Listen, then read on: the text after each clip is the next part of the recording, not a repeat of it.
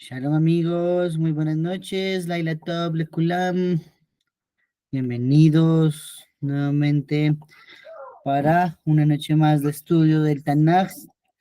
Damos gracias a Shem nuevamente por esta noche que nos da para seguir estudiando detrás del texto de los Jajamim, del texto de los Nevi'im. Para este caso que nos atañe el día de hoy, vamos a adentrarnos en el capítulo 15. ¿Listo? Capítulo 15. Estamos ubicados en Melahim Aleph, capítulo Tet-Bab. Y como siempre vamos a hacer un recuento rápido. En el estudio anterior finalizamos con el fallecimiento de los dos reyes que hubo después de Shlomo. En el caso de Yehudá, del reino de Yehudá, fue Rehobeam, su hijo. En el caso de las otras 10 tribus fue Jeroboam, el judío más malvado de la historia, ¿cierto? Ahora vamos a ver qué pasó después de ellos, ¿sí? La idea es poder seguir estudiando, analizando cada uno de los reyes, tanto de Israel como de Yehuda, hasta que fueron al exilio. Así finalizará cuando terminemos este libro de Melahim Aleph y Melahim Bet. Muy bien, entonces, dicho esto, nos dice el Tanaj que en el año 18 de Jeroboam, hijo de Nabat, llegó a ser rey Abiyam sobre Yehuda. Entonces estamos hablando que el hijo de Rehobeam, fue el rey de Yehuda, ¿no? Abiyam, ¿listo? Y nos dice el Tanaj que reinó 3 años en Jerusalén. Y aquí nos dice algo muy interesante. Nos dice el Tanaj, el nombre de su madre era Maja, nieta de Abishalom, ¿sí? Ok, hija de Abishalom, diría en la literalidad. Vamos a explicar quién era esa mujer. Muy bien, nos dice que siguió andando en los pecados de su padre que había cometido antes que él y su corazón no resultó completo para con Hashem, como había sido el corazón de David, su antepasado, ¿sí? Pero a causa de que Hashem había prometido que una lámpara de David seguiría siempre reinando delante de Hashem, entonces por eso él siguió siendo rey de Israel. Sí, una mención especial nos hace el versículo 5 que dice, David hizo lo recto a los ojos de Hashem y no se desvió en nada de lo que él hubo mandado todos los días de su vida, excepto en el asunto de Urijah, el Hití. Ya estudiamos sobre eso, ahorita vamos a hacer un repaso. Muy bien, entonces ya finaliza simplemente diciendo que los restos de los asuntos de Abiyam y todo cuanto hizo están escritos en el libro de los asuntos de los reyes de Yehuda. Nos dice que hubo guerra entre Abiyam y Jeroboam, ¿sí? ¿Por qué? Porque en el año 18 de Jeroboam se volvió rey Abiyam. Eso quiere decir que durante 4 años, porque Jeroboam reinó 22, hubo estos dos reyes al frente de Yehudá y al frente de Israel. Igual que sus padres habían hecho guerra, Rehoboam contra Jeroboam, así también ahora Abiyam hizo guerra contra Jeroboam. Y nos dice que Abiyam yació con sus antepasados, lo enterraron en la ciudad de David y empezó a reinar Asa, su hijo, en lugar de él. Y sobre Asa nos dice lo siguiente el Tanaj. Nos dice que en el año 20 de Jeroboam, Asa reinó como rey de Judá y reinó 41 años. Oh, aquí tenemos el primero que sobrepasó los 40 años. Hasta ahora teníamos a David, que reinó 40, a Shlomo, que reinó 40. Ahora tenemos aquí a Asa, nieto de Rehobeam, bisnieto de Shlomo, que llegó a 41 años de reinado. Pues tiene que ser porque algo hizo bien, ¿sí? Vamos a ver. Pero nos sigue diciendo el Tanaj que el nombre de su abuela era Maja, nieta de Abishalom. Nos repitió tanto allá como acá lo de Maja, nieta de Abishalom. Ya vamos a ver qué es lo que quiere decirnos. Y nos dice que Asa procedió a hacer todo lo que era bueno a los ojos de Hashem, como David su antepasado. Lo equipararon a David Amelech, ni más ni más ni menos. Aquí el profeta Jeremías, que es el autor de este libro. Y nos dice que sacó del país a los prostitutos del templo y quitó todos los ídolos estercolizos que sus antepasados habían hecho. Y en cuanto a Maja misma, su abuela, pasó a removerla de ser dama porque ella había hecho un ídolo horrible al poste sagrado, después de lo cual Asa cortó el ídolo horrible de ella y lo quemó en el valle torrencial del Cedrón. Ya les voy a contar qué secreto hay detrás de eso. Y los lugares altos no los quitó. No obstante, el corazón de Asa resultó completo para con Hashem todos sus días. Y empezó a introducir en la casa de Hashem las cosas santificadas por su padre, las cosas santificadas también por él mismo, plata, oro y objetos. O sea, hizo cosas buenas delante de Hashem, conforme al corazón de Hashem. Simplemente acá nos está diciendo también que tuvo el detalle de que no quitó los Bamot, los lugares altos. También ya lo vamos a analizar.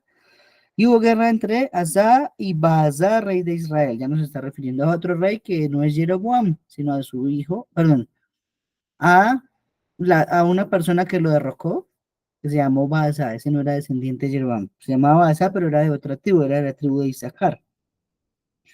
Por lo tanto, Baasa, rey de Israel, subió contra Yehudá, ¿cierto? Hicieron una guerra. Asa tomó oro, todo el oro, dice así, de la plata, todo el oro y toda la plata de la casa de Hashem y de la casa del rey, y lo puso en manos de Benadad, hijo de Tabrimón, hijo de Esdión, rey de Siria, ¿cierto? Hizo un pacto con el rey de Siria para defenderse del rey de Israel. Maluco eso, ¿no? Nosotros, pues, desde tiempos inmemoriales hemos estado divididos, siempre hemos tenido conflictos. Bueno, la época de los reyes no fue la excepción. El norte se agarraba con el sur, y acá tenemos que el sur contrataba a otra nación para hacer la guerra contra el norte. Por lo tanto, nos dice que cuando Asa supo que estaba armándose junto con el rey de Asiria, entonces dejó de edificar a Ramá, una ciudad que estaban construyendo, y se retiró. ¿Sí? Entonces, muy bien. Nos termina diciendo simplemente que todo lo que hizo Asa está escrito en el libro de los Reyes de las Crónicas y murió con sus antepasados enterrado en la ciudad de David y lo sucedió Jehoshaphat. Oh, este rey fue tremendo. De él vamos a estudiar la próxima semana. Vamos a dejarlo un momento hasta ahí. Y entonces tenemos dos reyes después de Rehoboam. Uno fue su hijo Abiyam durante 3 años. El siguiente fue su nieto que se llamaba Asa durante 41 años. ¿Listo? La primera curiosidad que podemos encontrar en este Tanaj es que se nombró 2 veces quién era la madre de esa genealogía, ¿sí? Tanto con Abiyam como con Baza nos menciona a Maaja, la hija de Abishalom. Quisiera preguntarles a ustedes, para que cualquiera participe, ¿por qué será que se nombra acá la mamá de ellos, la mujer de la que parte esa genealogía? ¿Sí? Hasta ahora, normalmente, no aparece la mujer en la genealogía, aparece siempre el hombre, el hombre, el hombre, el hombre, pero acá apareció en la mención de ambos reyes. No sé, ¿quién quiere participar? ¿Qué respuesta se les ocurre? ¿Por qué sería nombrada esa mujer 2 veces?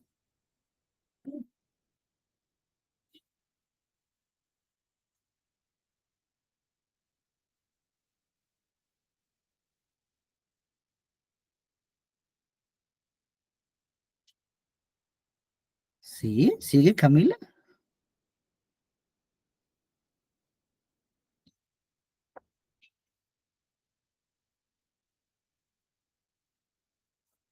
¿No?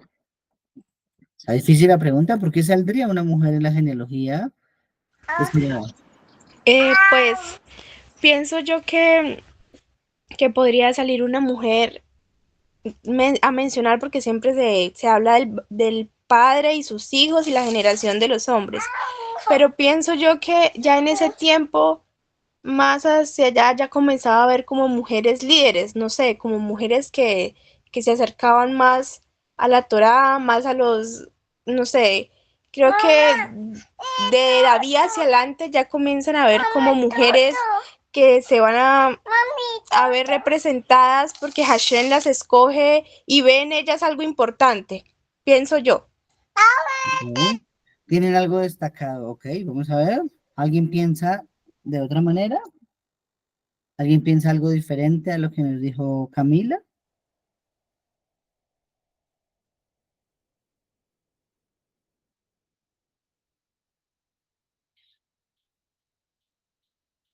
Bueno, no tenemos otra opinión por ahora. Listo. Mm, Una nota importante es que para que el nombre de alguien salga en el Tanaj, tiene dos connotaciones, o fue muy bueno o fue muy malo. Una persona normalita que ni tuvo cosas buenas ni malas, ¿sí? No es mencionada porque técnicamente fue irrelevante. Entonces, aquí tenemos mencionada Maja, pero está mencionada en un contexto negativo. ¿Por qué? Porque en primera instancia nos dice que fue la mamá de Abiyam, perdón, la abuelita de Abiyam y Abiyam hizo lo malo ante los ojos de Hashem, no como David, su padre, que había sido perfecto. Pum, ahí la dejaron de nombrar. Luego aparece el siguiente rey, el hijo de Abiyam, Asa, y dice la misma frase. Era hijo de Maha, hijo de Abishalom, y el rey incluso no le tuvo compasión por ser su abuela, y le exterminó un ídolo que ella había fabricado. ¿Sí? Entonces, digamos, voy de acuerdo con lo que dice Camila, en que hay mujeres que tienen valor, tienen renombre, pero no siempre en el contexto es por algo positivo, muchas veces es por algo negativo también. Sobre eso empezamos con el primer comentario de la noche, ¿listo? Este comentario es del Rabino Bejaía, uno de los grandes comentaristas de la Torá a lo largo de la historia. Nos dice lo siguiente: cada vez que alguien muestra signos de descaro y desdén hacia Hashem y hacia la Torá, es momento de analizar su genealogía materna. Oh, mucho cuidado. No voy a decir acá que soy antifeminista ni nada por el estilo. No, Baruch Hashem, la mujer es la creación más maravillosa de Hashem. Solamente que hay que analizarlo de la manera adecuada. ¿Listo? ¿Por qué? Porque es seguro, dice Rabino Bejaye, que la gota de esperma que generó ese bebé refleja un acto o un pensamiento negativo generado en la relación íntima, ¿sí? El pensamiento tiene mucho que ver al momento de engendrar un hijo. Nosotros rara vez nos hablan de esto, ¿sí? Ni siquiera en el contexto secular, pero estas cosas son importantes, porque normalmente todos estamos centrados en el placer, pero no es así, porque el acto de la sexualidad, perdón, tiene que ver con el poder creativo de Hashem. Hashem tiene un poder creador. Cuando nosotros hacemos la intimidad, tenemos relaciones íntimas, estamos teniendo en un porcentaje inferior al de Hashem, obviamente, ese mismo poder creativo. No somos conscientes de que podemos traer un alma al mundo. ¿Sí? Creo que nadie es consciente en ese momento. Entonces, si fuésemos conscientes desde los pensamientos de la concepción de alguien, ese ser sería muy bueno, sería muy correcto, sería mucho mejor de lo que puede llegar a ser cuando no es concebido de esa manera. Entonces, ¿por qué? Porque nos está mostrando que la causa original de que se cometa un pecado era la madre, ¿sí? La madre del pecador, que había sido culpable de alguna transgresión. ¿Por qué decimos esto? ¿Listo? Hay un proverbio, no recuerdo en ese momento la cita exacta, pero el rey Shlomo escribió, un hijo sabio es corona de su padre, pero un hijo necio es vergüenza de su madre, ¿sí? En ese caso, ¿por qué? Miren lo que sigue diciendo Rabino Bejaye. El bebé crece a partir de la sangre de la madre, ¿cierto? Se forma dentro de la mamá. Pues obviamente a partir de la sangre de la mamá crece ese bebé. Se nutre durante el embarazo de la sangre de la mamá. E incluso cuando ya ha nacido el bebé, ella amamanta al bebé y le transmite leche que originalmente es su sangre, ¿sí? Si de pronto alguien no sabe, la leche materna es sangre, solo que tiene otro color. ¿Para qué? Para que no sea asqueroso y para que el bebé lo pueda tomar. Pero es sangre, eso es lo que está bebiendo un bebé. Como resultado de ello, es más razonable que el niño absorba mayor aporte genético de su madre que de su padre. Esto en cuanto a la genética, lo primero. Esto eventualmente, sigue diciendo Rabino Hayek, se verá reflejado en sus actos que reflejarán el carácter de la madre más que el del padre. ¿Sí? Pongámoslo ahora en el ámbito de la educación. ¿Sí? Mm, normalmente mm, la mamá es la que más regaña a los hijos. Eso es normal, porque es la que más tiempo pasa con ellos. ¿sí? Vamos a hablar del hogar como está diseñado en la Torá. Yo sé que ahora los tiempos son difíciles y ya han cambiado un poquito, pero digamos que el plan original de Hashem, cuando le dice a la mujer, con dolor tendrás tus hijos, eso implica que el dolor no solamente son los 9 meses del parto, no, el dolor es continuo todo el tiempo que tiene que criarlos, estar preocupado por ellos. Entonces una mujer finalmente pasa más tiempo con los hijos que el varón. Entonces, dicen los Ajamim, la mujer le transmite al hijo las midot, ¿sí? Las cualidades. Como el hijo ve a su mamá, así se va a comportar él. Si él ve que su mamá es solidaria, el niño va a ser solidario. Si ve que su mamá recibe a todos con una buena cara, va a recibir a todos con una buena cara. Si ve que su mamá es envidiosa, pues se va a volver envidioso también. Eso se aprende de la mamá. La Torah sí se aprende del papá, porque ahí sí influye mucho la capacidad educativa que tiene un hombre de poder transmitir el conocimiento a sus hijos. ¿Listo? Entonces eso se ve reflejado acá en por qué se nombra a esta mujer, porque normalmente no lo vamos a encontrar en los reyes de Israel, son poquitos casos en los que se nombra el nombre de su madre o la matriarca ancestral, digámoslo de esa forma, de esa genealogía. Sigue diciendo el reino de Israel. En el caso de los reyes, y acá en el caso del profeta Jeremías, que escribe este libro el libro de los reyes, él menciona el nombre de la madre del rey en 2 ocasiones. ¿Listo? Primero sobre Abiyam y Asa. Esta es una, contémosla como una porque es el mismo capítulo. La segunda vez que es mencionada, la madre de uno de los reyes, es la de Jehoshaphat, que va a aparecer en el capítulo 22. Nos faltan todavía 7 capítulos para llegar allá. Y ahí nos va a decir que es Jehoshaphat, hijo de Azorá. Y ahí tiene que ver con lo bueno que fue Jehoshaphat, es totalmente opuesto a este caso. Porque ahí en ese caso está mencionada es para resaltar a la tremenda persona que formó esa mujer. ¿Listo? Muy bien. Entonces también, como venimos diciendo, es mencionada por ser muy buena. Entonces, transmitir buenas midot, por eso debe ser destacada una mujer, claro que sí. Y por ello David dijo en el Teilim 116:16, soy tu siervo, hijo de tu sierva, manifestando lo afortunado de haber nacido de un padre y una madre con buenas midot. Eso es muy importante, eso es muy importante. Normalmente nos concentramos en que podamos nacer en un hogar con buena capacidad económica, sí, también es importante, pero eso se puede trabajar, ¿sí? Empleos hay, oportunidades de negocio, Baruch Hashem, que van saliendo. No siempre es fácil, pero se puede superar. Pero las medidas que se adoptan desde pequeño, eso no se cambia, eso es muy difícil. Me acuerdo que una vez me enseñó un amigo mío, un maestro mío, me dijo, el Gaón de Vilna enseñó en su libro, Eben Sherema, es más fácil aprenderse de memoria todo el Talmud, todo el Shas, 63 tratados del Talmud. Es más fácil aprendérselos de memoria que cambiar una midot negativa, una cualidad negativa. Es muy difícil de cambiar. Si crecimos siendo envidiosos, toda la vida vamos a ser envidiosos. Por eso desde pequeñitos hay que corregirlos. ¿Sí? Por eso desde pequeñitos hay que jalar las orejas. Hay que a veces dar una correíta, dar un chancletazo. Eso es normal. Eso no es porque sea abusivo el papá o la mamá. Muy necesario es. Muy necesario es porque ya de grande no se va a poder corregir. Entonces trabaja es cuando son pequeños. ¿Listo? Muy bien.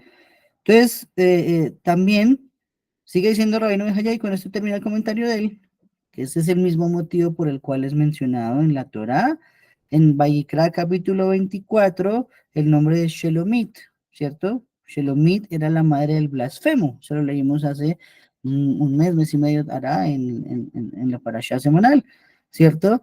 Y ella era la famosa esposa de Datán, ¿sí? Datán, piedrita en el zapato para Moshe Rabbeinu todo el tiempo. Entonces, es mencionada por eso, porque no era hijo de Datán, ese niño era hijo de un egipcio, ya lo estudiamos también, y por lo tanto las malas vidas las había aprendido era de la mamá. Si maldijo el nombre de Hashem, que fue lo que hizo y fue ejecutado obviamente, fue también por la mamá. Entonces también cerrando ahí un poquito, el comentario es una manera de musar para las mujeres. El trabajo de ustedes es muy, muy, muy importante, ¿sí? La mujer se ha centrado en las últimas generaciones en demostrar que es capaz de hacer lo mismo que el hombre. Seguro que sí, totalmente, porque son mejores que nosotros incluso en sabiduría, ¿sí? Parafraseando un chiste que dice Peter Albeiro. Nosotros somos la primera versión de la creación, la mujer es la segunda versión, o sea que ella trae mejoras. Ellas son más avanzadas, más inteligentes, más astutas, tienen el sexto sentido, saben decir las cosas, saben hacer las cosas. Pues claro que van a poder hacer lo mismo que hacemos los hombres. Ya pueden trabajar, ya pueden hacer negocios, ya pueden dirigir empresas. Claro que sí, totalmente correcto, eso no es mentira, pero se ha concentrado tanto la mujer en demostrar ser superior o igual al hombre, que se ha olvidado que ella es especial por ser diferente al hombre. Eso es lo que la hace especial en este mundo, es diferente a nosotros totalmente. ¿Listo? Muy bien. Entonces, ¿quién era esta Maja, que es mencionada como hija de Abishalom? Aquí está mencionado como Abishalom, pero, señor Jajamín, era el mismo Absalom. Oh, entonces recordemos, Absalom, hijo de David, que se rebeló contra él. Entonces él tuvo una hija, nos dice el Tanaj, que la llamó Tamar, como su hermana que fue violada por Amnón. Entonces, la hija de esa mujer llamada Tamar se llamó Maaja. Estamos hablando entonces acá de que Maja era nieta de Absalón. Y por ahí vamos aprendiendo por qué Maja era como era, ¿sí? Porque traía una ascendencia que si bien llegaba hasta el mismísimo rey David, era defectuosa en un eslabón llamado Absalón. Y por ser defectuosa en un solo eslabón, eso se puede tirar de ahí para abajo muchas generaciones, ¿sí? Entonces, ¿qué nos dijo sobre Maja? Nos está diciendo ahorita que tiene que ver con que hizo un ídolo que su nieto le erradicó. Si llegó a ser idolatría un descendiente de David, pues fue porque hubo un eslabón débil, Absalón, efectivamente. Entonces ahí está. Ese es un gran secreto de la noche de hoy. Y no sigue siendo la Torah que entonces acabó el reino de Abiyam, simplemente que estuvo ahí como rey 3 años por misericordia de Hashem y por su promesa que hizo a David Amelech. ¿Qué le dijo a David Amelech? Que siempre habría un vástago sobre el reino de Yehuda. Y por lo tanto, entonces esto nos recuerda que Hashem nos dice, misericordioso con millones de los que me aman y guardan mis mandamientos. Entonces, muchas veces ese mérito de nuestros padres pesa mucho para lo que hacemos, así como el nuestro pesará para nuestros hijos. Por eso dicen los sabios, tenga muchos hijos, acuérdate, tenga muchos hijos, porque uno de ellos nos llevará a la lama, no sabemos cuál. Un detalle muy importante, que cuando sigue hablando acá el Tanaj de David, dice que David no cometió sino un error y fue referente a Uriah, el hitita. No, solamente el único error. Eso nos confirma todo lo que hemos estudiado sobre David y Bathsheba, que David no pecó con Bathsheba, el pecado fue con Uriah, haberlo enviado hacia su muerte, cargando su mensaje propio de muerte y haberlo engañado a que fuera al frente de la batalla para que lo matara el enemigo. Eso fue lo que estuvo mal. Y ya lo estudiamos anteriormente, aquí solamente el versículo 5 nos lo confirma, nos reafirma que esa fue la transgresión, fue con Uriah, no con Bathsheba. ¿Listo? Muy bien, continuamos y entonces nos sigue diciendo, hay algo muy importante ahí, ¿no? Nos empieza diciendo que en el 18 años Jeroboam reinó Abiyam y después nos dice que reinó 3 años. Pero luego nos dice que en el año 20 de Jeroboam empezó a reinar Asa, o sea que hubo 2 reyes al tiempo. ¿Cómo se resuelve esto? Bueno, entonces aquí tenemos que irnos a el Masejet Rosh Hashanah. En el Talmud, la primera hoja, la primera Mishnah del Tratado de Rosh Hashanah, nos empieza hablando sobre los 4 años nuevos que hay en un año normal. ¿Sí? Tenemos el año nuevo de Hashem, de la Torá, que empieza en el mes de Nisan, ¿cierto? Desde allí se empiezan a contar los meses. El segundo año nuevo que tenemos es el de la cuenta civil, que se considera desde la creación de Adán, el cual en este momento estamos en el 5784. Estamos hablando del mes de Tishri. Primero Tishri se empieza a contar el calendario para todos los efectos civiles. Tercer año nuevo que hay en el año es Tu Bishvat, ¿cierto? El año nuevo de los árboles.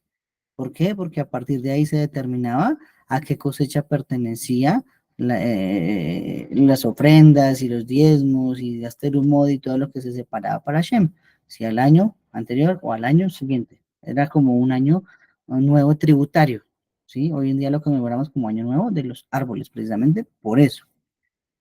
Y el cuarto era también el primero de Nisan, que es el año nuevo de los reyes. Entonces, ¿qué pasa? Esa Mishnah, cuando empieza a hablar de la Gemara, nos dice, incluso si alguien se volvió rey el 30 de Adar y ese día empezó a ser rey, ya se considera que reinó un año completo, porque si empieza el año como rey, así lleve solo un día de rey, ya se considera que empieza su segundo año como rey. Ah, entonces esto nos enseña que Abiyam empezó a reinar todavía en algunos días del año en que falleció su padre Rehoboam, y por eso se le consideró como reinó 3 años, pero la cuenta nos equilibra a que fue desde el año 20 del reinado de Jeroboam del otro lado, que empezó a reinar su hijo Asa. ¿Listo? Esto es un poquito complejo, pero es la manera como más sencilla que encuentro de poderlo explicar. Muy bien. Entonces a mí nos empiezan a hablar sobre Asa. Una frase tremenda, ¿no? ¿A quién le dicen esto? Procedió a hacer lo que era recto a los ojos de Hashem como David, su antepasado. ¡Wow! Que alguien se pueda comparar a David. No creo que existan muchos en el Tanaj. Pero esta persona, Asa, este rey, es comparable. Simplemente tiene un detalle que es el que la Torah o el Tanaj no le pasa y es las Bamot, ¿sí? No quitó los lugares altos, pero sí nos dice que quitó los prostitutos del templo y los ídolos estercolizos que sus antepasados habían hecho. Recordemos que Rehoboam, al final de sus días, permitió que en Jerusalén hubieran prostitutos, ¿sí? Que no prestaban servicios a mujeres, prestaban servicios a hombres también. Entonces eran servicios de acompañantes masculinos para hombres. Y eso empezó a causar un gran problema. Por eso necesitaba una corrección y este rey interviene erradicando de raíz, valga la redundancia, a esos prostitutos. Son llamados así en el Taj.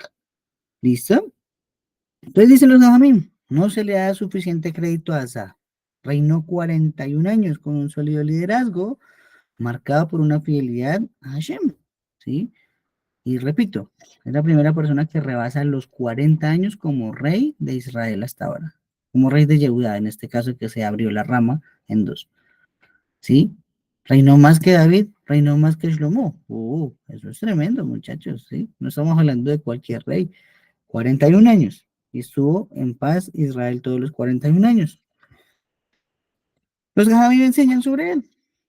Asa es probablemente el responsable de la supervivencia de la vida de la Torá. ¿Por qué? Porque por primera vez en 3 generaciones Yehuda está dirigido por un rey que no tolera la idolatría, ¿sí? Ni siquiera toleró a su abuela, la destituyó en su posición de reina madre, la echó de la casa real, le dijo, usted se larga de acá porque usted también es idólatra, ¿sí? Me acuerdo que una vez, hace unos 3 años tal vez, estábamos con mi familia en Tocancipá, hicimos la sucaya con un gran amigo y era una socada no tan grande, era muy pequeña, era bien pequeña, pero un momento en que habíamos 30 personas ahí metidas, 30 personas, tremendo. Baruch Hashem, todos fuimos a estudiar la Torah. Hicimos una dinámica y yo pregunté, ¿qué es para cada uno amar a Hashem? ¿Sí? Obviamente tuvimos 30 respuestas diferentes porque cada uno lo ve de una forma distinta. ¿Sí? No significa que haya una respuesta correcta a eso, pero escuché el concepto de muchas personas diferentes. Eso es muy bueno. Ustedes también deben tener cada uno un concepto de qué es amar a Hashem. En el caso mío, yo siempre me inspiro en Abraham Avinu. Abraham Avinu cogió y se fue de la casa de su papá y de su mamá y dijo, no me importa que usted sea mi papá, usted sea mi mamá. Nos vemos, chao. Y esa determinación a veces no la tenemos, ¿sí? A veces somos un poco suaves en cuanto a eso. Porque es mi papá, porque es mi mamá, claro que sí, hay que honrarlos, hay que respetarlos, pero cuando hay que poner un freno, pues hay que poner un freno. Cuando está de por medio el honor de la Torá, el honor de Hashem, pues ahí ya no se puede tolerar. Y este es el ejemplo que nos da este rey Asa. Dice el Tanaj, Mm, en cuanto a Maja misma, su abuela pasó a removerla de ser la reina, porque ella había hecho un ídolo horrible al poste sagrado, después de lo cual Asa cortó el ídolo horrible de ella y lo quemó en en el valle torrencial de Kidron. ¿Qué significa ese ídolo que hizo esa mujer? Nos dice así, mm, Masejet Abudazara, en el Talmud, nos dice que la palabra horrible, ¿cierto? Un ídolo horrible que aparece ahí. En hebreo se llama maflatza. Maflatza es horrible. ¿Listo? Eso deriva de dos raíces. Una es mafli, que es intensificar, y leitzanutá, que es libertinaje. O sea que está compuesta esa palabra para llamar a ese ídolo horrible de dos palabras hebreas que significarían intensificar el libertinaje. Sigue elaborando la Gemara de los Jajamim y dicen que Maja lo que hizo fue, sobre el ídolo, un miembro reproductor masculino y se involucraba en actos sexuales con él diariamente. Ya que esta mujer hizo para su placer propio un miembro masculino, no sabemos de qué material, no especifica la Gemara, pero se lo pegó a un ídolo y con ese ídolo todos los días tenía relaciones íntimas. Entonces eso es lo que se refiere cuando nos dice que Asa la destituyó y le quitó ese ídolo de encima. ¿Mm? Entonces, sigue diciendo la Gemara, Asa en arameo significa sanador o médico, ¿sí? ¿Eso qué vendría a significar? Que Asa transmite con éxito su compromiso a Hashem con su hijo Jehoshaphat. Les dije que su hijo también fue un gran tzadik, que durante 25 años de reinado también permaneció dedicado a Hashem. Entonces estamos hablando de 41 más 25, entonces 66 años que la Torá estuvo muy, muy, muy correctamente observada por el reino de Yehudá. Tuvo que ver con Asa, que vino a curar lo que habían hecho Rehoboam y Abiyam. ¿Sí? ¿Y qué fue lo que pasó? Que no quitó los Bamot, es el único defecto que nos aparece acá en todo el Tanaj sobre este hombre. Los Bamot, recordamos rápidamente, eran los altares privados que se hacían antes de la existencia del Bet HaMikdash. ¿Sí? La Torah nos dice que cuando yo elija una ciudad para poner allí mi nombre y me edifiques una casa, entonces traerás todos los sacrificios, los holocaustos y todo lo que quieras ofrecerle a Shem a ese lugar que él escogió. Pero antes de que se escogiera ese lugar, solo había el Mishkan y el Mishkan estuvo en varias partes. Sin embargo, era permitido hacer un sacrificio donde fuera. Entonces, una persona, si se encontraba en Betlehem, entonces desde Betlehem allá hacía un altar y allá sacrificaba su animalito a Hashem y se lo dedicaba. ¿Sí? Pero a partir de que existe el Bet HaMikdash, eso quedó anulado, porque inmediatamente corre, perdón, la vigencia de que todo debe hacerse dentro del Bet HaMikdash, no se puede hacer por fuera. ¿Listo? Entonces, como no se podía hacer por fuera, la gente, bueno, los reyes, la determinación que hubieran podido tomar era demoler todos esos altares privados, no permitir que nadie los hiciera, pero no se hizo de esa forma, ¿sí? Considero yo que pudo ser por el miedo a perder las únicas dos tribus que ya quedaban, ¿sí? Hasta ahora quedaban solo Benjamín y Yehuda, fieles a Shem, fieles al reino de la casa de David. Pero si se les prohibía, tal vez, si hubieran ido también con Jeroboam o al Reino del Norte. Entonces, digamos que no es sencillo de solucionar, pudiera ser fácil juzgar, pero no hubiera sido sencilla la ecuación de solucionar. En esa parte, podríamos entenderlo, pero no justificarlo, ¿sí? Y entonces, si se hubiesen demolido, pues hubiera sido equivalente, perdón, a Nadia Meles. Muy bien. Mm, Dice Rashi sobre eso, ¿no? Precisamente por hacer sacrificios, tanto en el Beda como por fuera, eso trajo también a Yehudá una muerte prematura y el exilio. ¿Sí? El exilio pasó todavía, faltan muchos años para el exilio, faltan unos 400 años para que llegue el exilio en la línea del tiempo del Tanaj, pero ya se venía empezando a proyectar, era por estas circunstancias. Muy bien, pues finalizó diciéndonos que hubo una convocatoria para la guerra. Una guerra entre Yehudá e Israel, entre Asa y Baasá, los dos reyes. Y en ese caso, cuando se juntó tanto los guerreros de Yehudá como los guerreros de Benadad, ¿cierto? Rey de Siria, entonces Baasá, el rey de Israel, dijo, no, me retiro y ya no hubo una guerra allí entre ellos dos. Sin embargo, Rashi hace una aclaración importante. Dice, normalmente hay excepciones para alguien que no vaya a la guerra, ¿cierto? La Torah las enumera. Dice, ¿quién se casó? Que se casó y está en su primer año de esposo, mejor que regrese a su casa y esté con su esposa, no sea que llegue otro y después se acueste con ella, no sea que muera en batalla y su esposa termine casada con otro. Oh, esa es la primera circunstancia. La segunda, quien compró un campo y no lo ha sembrado, no lo ha cultivado, también que se devuelva, no sea que otro se quede con ese campo. O tercero, ¿quién tiene miedo? Que no salga a la guerra porque va a contagiar a todos sus enemigos, a todos sus compañeros del miedo. En este caso, dice Rashi, no teníamos mucho ejército, éramos apenas 2 tribus contra 10. Entonces, ¿qué sucedió? Que ni siquiera hubo una excepción para un recién casado, ni siquiera para alguien que tuviese un campo, ni siquiera para el que tuviera miedo, y ni siquiera para el Talmid Jajam, ¿sí? Ni siquiera en el momento de guerra el Talmid Jajam pudo estudiar la Torah. Y eso es un ejemplo significativo, ¿no? Hace algunos meses un amigo mío decía, ¿cuántos dejaron el Talmud en Jerusalén para irse a guerrear contra Hezbollah y contra Hamas? Creo que se podrán contar con los dedos de las manos, ¿sí? No, porque nos acostumbramos a, eso sí que se llama la zona de confort. Entonces, como yo estudio Torah, que otros hagan lo demás. Yo estudio Torah, que otros hagan lo demás, que otros trabajen, que otros guerreen. Y no es así, Hashem quiere un equilibrio en todo. Hay que trabajar, hay que estudiar. No son excluyentes, son incluyentes las dos. Porque si solo se trabaja, se descuida la Torah, y si solo estudia Torah, se va a llegar a la pobreza. Y ya dijeron allí los Ajamim en el Pirkei ya todo estudio de la Torah que no se acompaña de un trabajo, es un estudio de Torah que no sirvió para nada.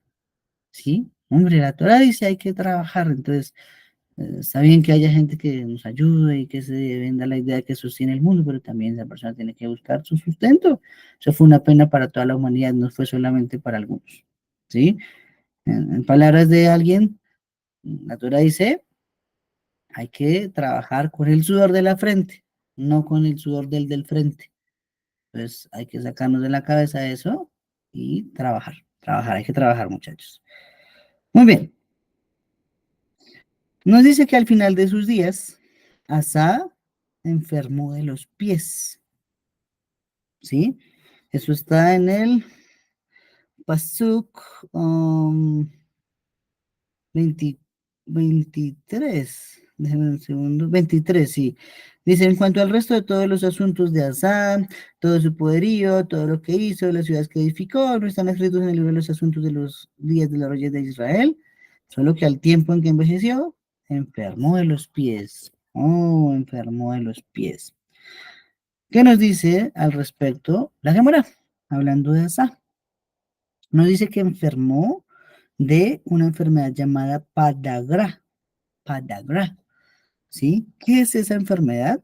Es una enfermedad que se siente como agujas clavadas en la carne viva en los pies, ¿sí? Tiene que ser un dolor tremendo, como si tuviera agujas uno en los pies. Imagínense eso, ya creo que todos lo imaginamos en este momento. Esa era la enfermedad de Asa. Y Asa fue castigado, ¿cierto? Porque llevó a todo el mundo a hacer trabajo forzado. Entonces, dijimos que en el momento de la guerra nadie tuvo excusa, ¿sí? Nadie tuvo la excusa, pero las excepciones de la Torah se tienen que respetar en todo momento. Entonces, como forzó tanto al recién casado, como al que recién compró un terreno, como al que tenía miedo, como al que quería solo dedicarse al estudio de la Torah y no a la guerra, ¿cierto? Entonces, por ello enfermó de los pies, dice la Gemara. Más de Sotá, página 10. Y eso nos lleva a recordar algo también, ¿sí? ¿Cómo es posible que si estamos hablando de un gran Talmid Jajam, del primer rey que es mencionado como que estuvo siguiendo los pasos de David, fue afligido de esa manera? Es extraño, ¿cierto? Bueno, todo tiene una explicación. Aquí tenemos que devolvernos en el tiempo un poquito. El contexto es el siguiente. Am, David, al momento de iniciar su reinado, David Amelech, había una guerra civil en Israel también, entre el hijo de Shaul llamado Ishbosheth y el llamado David. Uno reinaba sobre todo Israel y el otro sobre solamente Judá. Sin embargo, después de que Abner, el general del ejército de Shaul, tuvo un problema con Ishbosheth, pues se alió con David para hacerlo rey de Israel. Y cuando llega ese momento, entonces aparece Joab, el general de David, y mata a Abner. Esto fue como una venganza personal porque Abner había matado a su hermano. Ok, entonces, cuando David se entera lo que hizo Joab, y como en un momento en que se estaba haciendo una transición a unificar a Israel, a unir los dos reinos para que él fuera rey de Israel, para que todo el mundo se hiciera según la voluntad de Hashem, fue y mató a alguien que no era necesario matar. Él le pronunció una maldición, bueno, 5 maldiciones a Joab. ¿Listo? ¿Qué 5 maldiciones le dijo? Le dijo que no haya en tu descendencia quien sea afligido de flujo, quien sea leproso, quien ande con bastón, quienes caigan a espada y quien carezca de pan. Y esas 5 maldiciones se le puso, David las puso sobre Joab, su general. ¿Qué pasó a continuación? Pasaron los años, David murió, quedó vivo Shlomo, quedó vivo Joab. Y David le dijo a Shlomo, antes de fallecer, haz que Joab pague. De esa forma no tendrá que pagar en el Lamabá, sino va a pagar acá con sangre, porque la sangre de cada uno, la muerte de nosotros expía también los pecados. ¿Qué pasó entonces? Que Joab le dice, no, venga, pues, usted me quiere matar, no sea injusto, Shlomo. ¿Sí? Su papá ya me puso una maldición para 5 descendientes míos. Y fuera de eso usted me quiere matar. Entonces una de dos, me deja vivo con las 5 maldiciones, o me mata, pero me quita encima las maldiciones. Y Shlomo, ni corto ni perezoso, aceptó y le dijo, entonces esas 5 maldiciones yo las tomo sobre mí. ¿Y qué pasó? Que 5 descendientes de Shlomo sufrieron esas 5 maldiciones. Entonces tenemos su hijo Rehoboam, el hijo de Shlomo, era un Zaf, era un afligido por el flujo. En palabras actuales de los Jamim, es una enfermedad de transmisión sexual llamada gonorrea. Podría asimilarse a esa, era parecida. Y ya estudiamos que Rehoboam sufrió esa enfermedad. Dos, ¿quién fue el leproso? No hemos llegado a ese rey, pero llegaremos más adelante. Fue el rey Uziyahu. El rey Uziyahu un día se metió a aprender el Ketore del Bedamigdash. Quedó leproso de por vida, quedó con Sarat de por vida.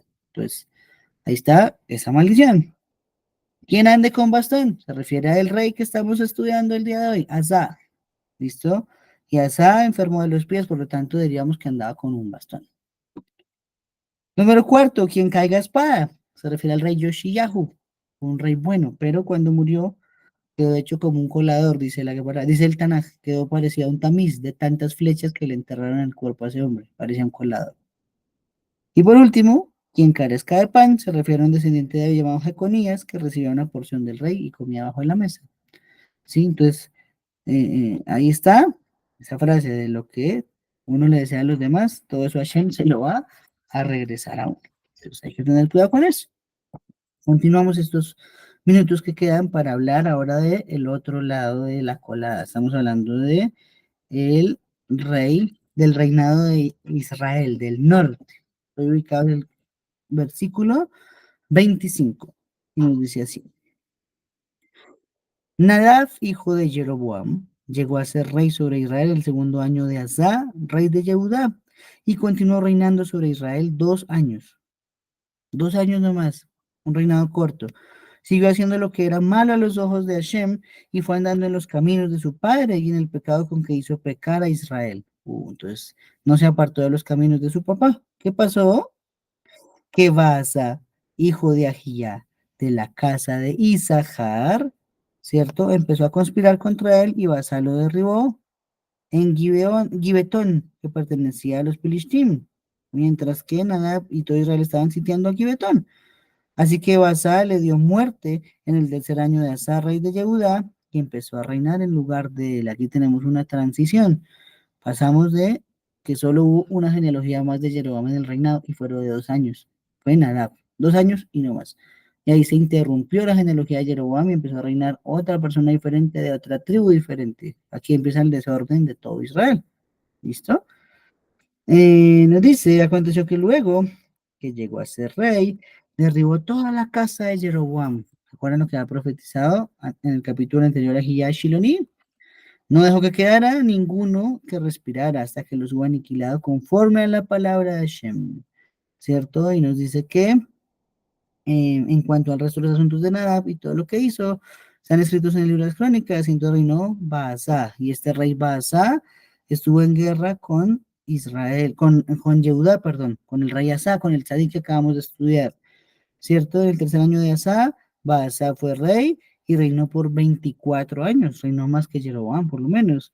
Siguió haciendo lo que era malo a los ojos de Hashem, y fue andando en el camino de Jeroboam y en su pecado con que hizo pecar a Israel. ¿Para qué mató a la genealogía de Jeroboam si fue igual? Esa sería la pregunta, ¿no? Bueno, vamos a analizarlo rápidamente en estos minutos que nos quedan. Entonces, lo primero, Nadab fue rey 2 años, que era el número 2 y 3 de Asa. ¿Listo? Esta es la primera vez que aparece otra vez el nombre Nadab, ¿cierto? Luego de los hijos de Aarón, Nadab y Abiú. Aquí apareció otra vez un Nadab. Y tampoco terminó muy bien. Tal vez sea un nombre muy fuerte, porque en el caso de los hijos de Aarón, murió quemado por prender el Ketoret mal. Acá estamos hablando de otro Nadab que siguió el pecado de su papá, Jeroboam, con el que hizo pecar a Israel. Ok. Y aquí tenemos una migración. Para recordar, Jeroboam era de la tribu de Joseph, era descendiente de Efraín. Ahora pasó el reinado a Isahar, ¿sí? Y así va a saltar de ahora en adelante el reinado de Israel entre tribus, entre personas diferentes, encontrando muy poquitos que valieron la pena, y si valieron la pena fue por unas cosas mínimas, ¿sí? Es por eso que el exilio llegó primero a esas 10 tribus. Esas 10 tribus fueron exiliadas 130 años antes que la de Yehuda. Por algo fue, precisamente por ese desorden. Hashem es un creador que le gusta el orden, si no, no sería llamado Sebaot, de los ejércitos. En un ejército nadie hace lo que le da la gana, ¿sí? Nadie hace lo que le da la gana en un ejército. Hay una línea de mando, hay un parámetro definido para todo lo que hay que hacer en el ejército, ¿sí? Vuelve mi pelea siempre con la alajá. Yo no puedo creer que Hashem esté de acuerdo con que la alajá se observe en Rusia de una forma, en Colombia de otra, en Brasil de otra, en Francia de otra. No, no, no, no, no, no, no.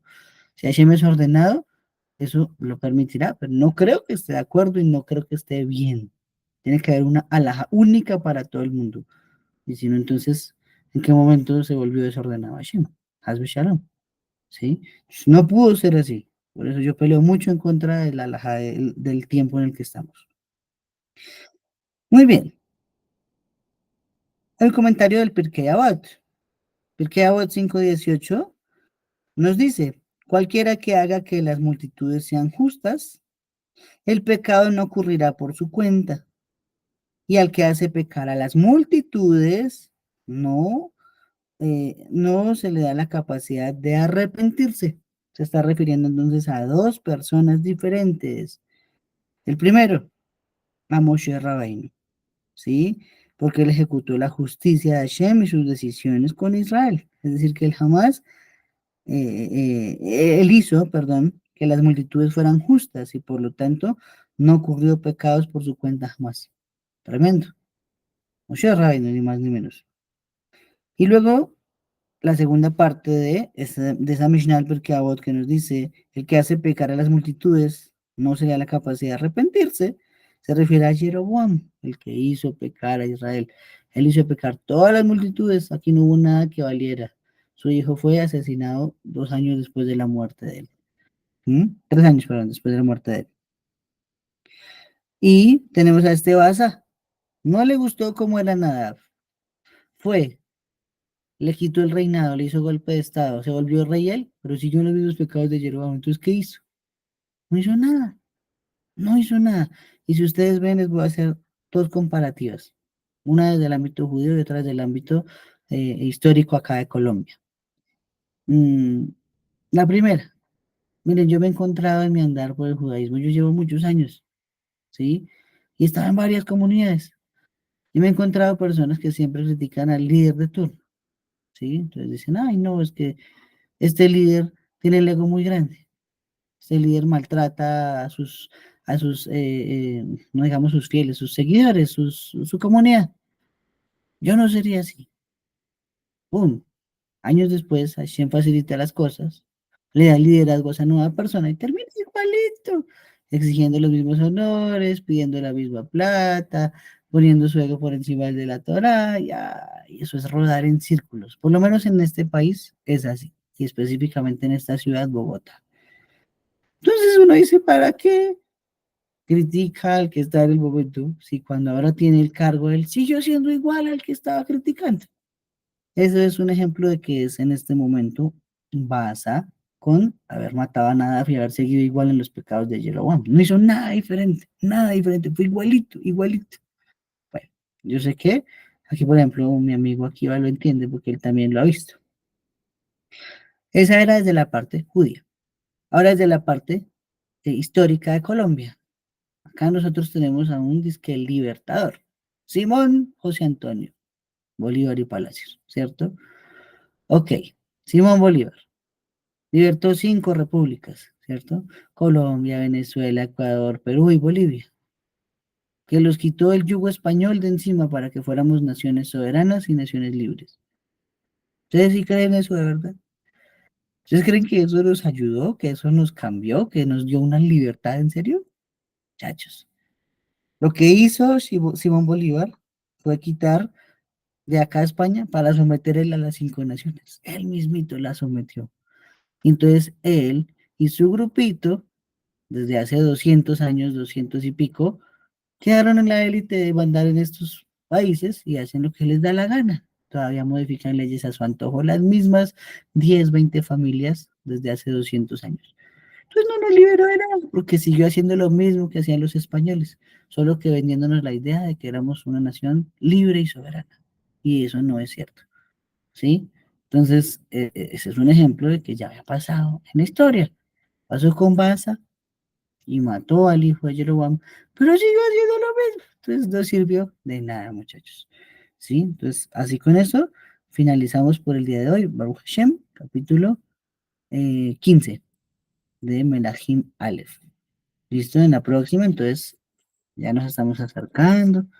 La próxima nos va a hablar de el inicio de alguien llamado Acab. Ahab. Uh, por ahora solo hablaremos de la llegada del poder, ese será el estudio de la próxima clase, dentro de una semana, pero dentro de 15, en un par de semanas más, eso va a estar imperdible porque aparece en escena Eliyahu Anabí, Eliyahu Anabí, Eliyahu Anabí, wow, y ese señor tremendo, les cuento que tremendo, les va a gustar mucho, nos va a gustar mucho porque cada vez que yo me siento acá a hablar con ustedes, Baruch Hashem, de todo lo que estudio, refresco y recuerdo todo lo que he estudiado y Baruch Hashem, es muy grato saber que ese conocimiento va siempre en aumento. Bendito sea Hashem. Bueno amigos, bueno amigas, damos gracias a Hashem nuevamente. A todos les deseo una Laila Tov. Recuerden que dentro de una semana, el próximo martes, que es nuestro horario habitual, va a ser el ayuno del 17 de Tammuz, ¿cierto? Entonces, finalizando el ayuno, comeremos y estaremos acá, pues Hashem, si no hay ninguna novedad, para estudiar el Tanaj. Listo, a todos una feliz noche y Laila Tov, Lekulam. Shalom amigos.